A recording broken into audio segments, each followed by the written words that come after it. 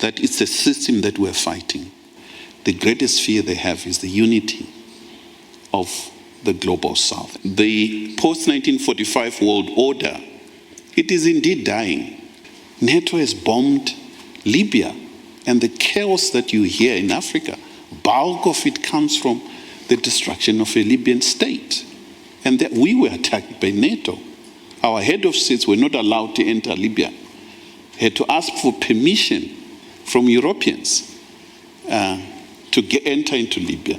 I would like to go to the world we live in. And Antonio Gramsci cannot be forgotten.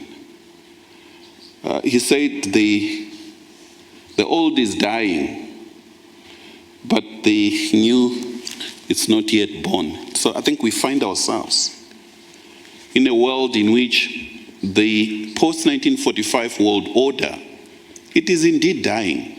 Not yet fully dead, but it is dying. And we are here to construct a new world. And the bigger question is that what do we want to see it to look like? How should it behave? I come from Africa, a continent that went through phases and has been fully participating in that order. With a rich history, civilization, it powered that system through slavery. The Berlin Conference, it went through your post-colonial, and a lot of atrocities were committed for the world to be what it is today. It's a continent with 1.3, 1.4 billion people, and it is the youngest in terms of age, that while other regions are aging, the continent has the youngest people. And therefore, when you look at the capitalism, the future of capitalism, largely, next 20, 50 years, will indeed depend on the continent as one of the huge market.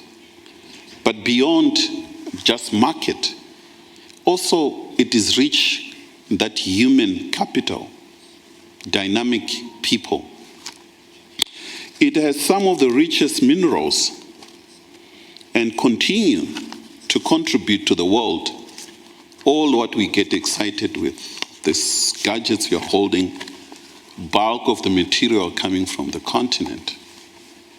Yet, it is the poorest, manufactured poverty. And this is what drove me to be part to this, that we reject that world. And therefore, when you talk about world majority, world global majority, whatever term you want to use, it is not global south. If we are to go in deeper and measure the meaning of this, we tend to lose certain things. That it's not about the skin color, it is not about the location where you are. Because there will be lots of contradictions where China is, where Russia is, and we know the history of this, rich, dynamic history of this country.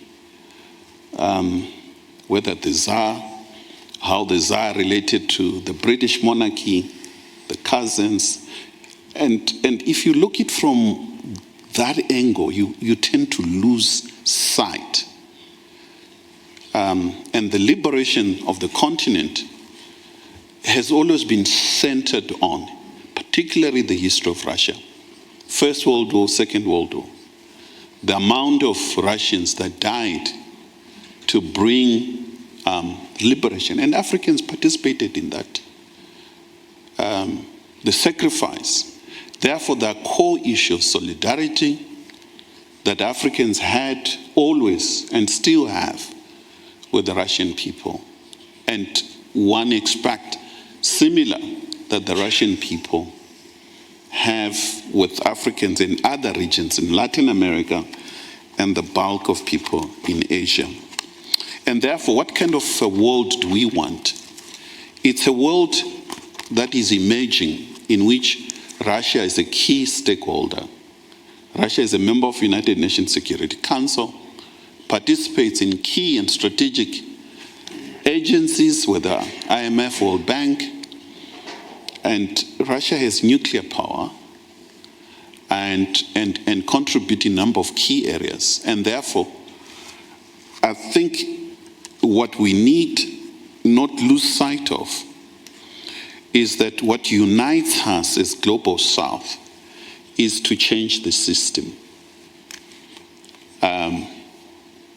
To move from a system, a hegemonic Western system that exploits, that lives on plunder, that lives on exploitation, that lives on wars, to a world in which we want to inject democratic norms at a global level. Firstly, the reforms of the United Nations Security Council, and ensure that we go beyond what I had and agree with some of my colleagues. We're excited about Africa being in G20. This is just symbolic. Having Africa in G20, symbolic. The rules, implementation, agreements, the AU itself, it's just having Africans in the room. There's nothing that is implemented at AU. Power is still executed at a state level. And more African countries need to be in G20. We talk about the reforms. The United States has come to preempt most BRICS countries and say we want Africans to come in United Nations Security Council, but as non-veto members. So there's that in the West, hegemonic thinking that Africans can be in the photo shoots, sit in the room and listen, and we claim that we are reforming.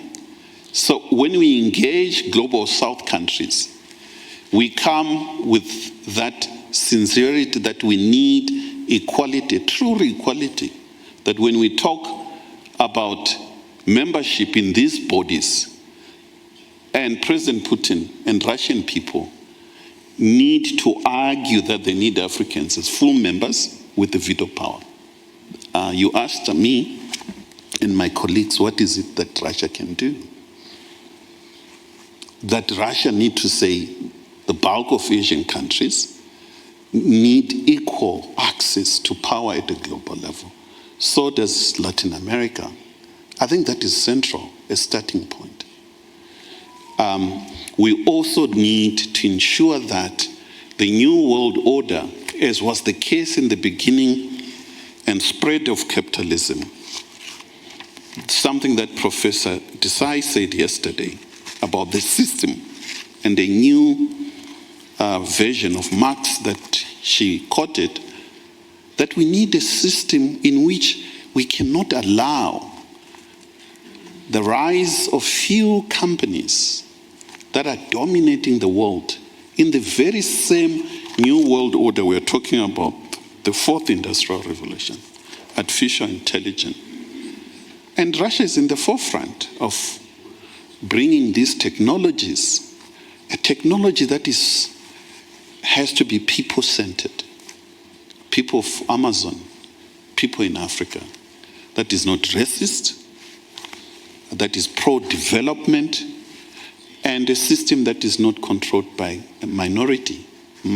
Whether those minority are black, white, or any other race, it's neither here nor there. It's a rise of a system. So I think we need to think through that it's a system that we're fighting, and we'll always fight. And the transformation should not be looked in the lenses of race, very limited, that we, majority, and therefore. And the bigger question is, should we welcome countries in Europe if they want to be BRICS members? My simple answer is yes. Are people in the United States exploited? Some are, majority are. So it's a system that we need to look in. So when we come with pandemics, we saw who's dying in the forefront, whether in the United States or in the developing world. It is the poor. And therefore, I think we need to be conscious as we give advice to countries that we need to ensure that we in Africa, in Latin America, we work together and ensure that fairness, the injustice of the past are dealt with fairly, representation in the system, we educate each other, and more importantly, we ensure that we know each other well. We learn from each other, people to people interactives, to learn and respect each other in that way. And therefore, I think for BRICS, there is a need to ensure that we build truly global public goods that are people-centered.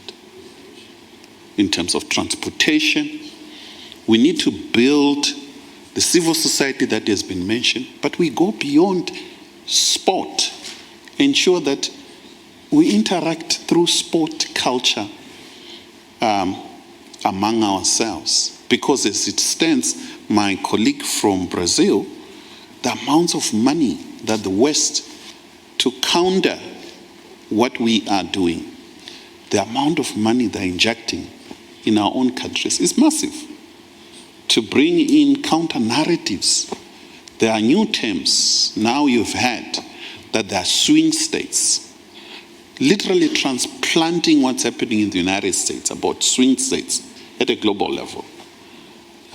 So I think what hegemonic West is fearsome more, it's not the nuclear weapon, it's not all other issues that we're talking about.